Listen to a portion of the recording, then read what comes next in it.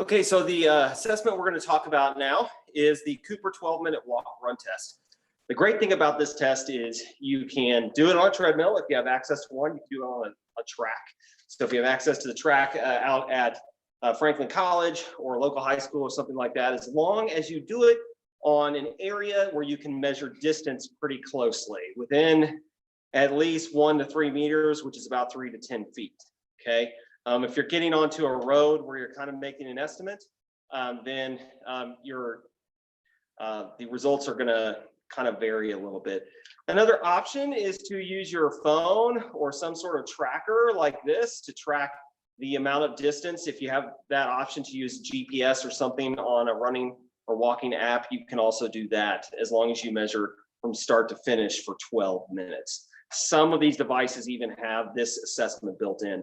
And so this assessment that we're talking about goes along with this sheet right here. And so you're going to perform this test and then compare your results down here. The biggest thing with this test is when you do it on a treadmill, it's probably going to be recorded in miles. Or if you do it on a track, that's recorded in meters.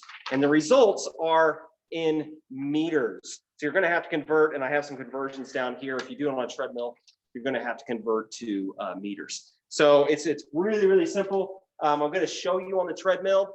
The nice thing about this test is it's a self-selected pace. You can walk, you can run, you can jog or run for a little bit and then start walking.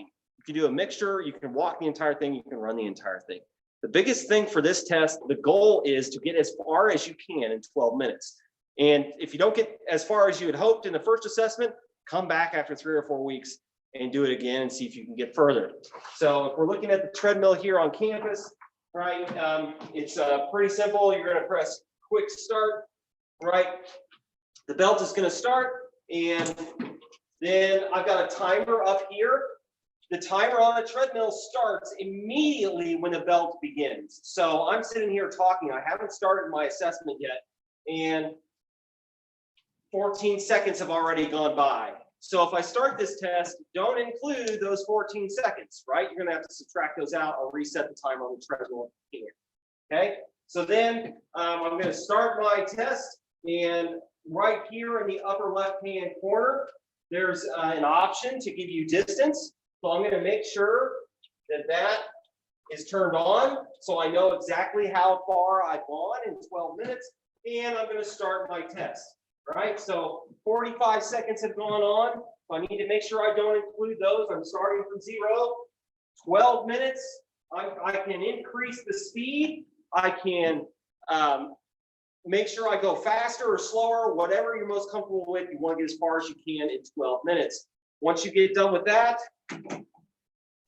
you're going to step off the treadmill to the track and you're going to measure your distance exactly when the 12 minutes is up.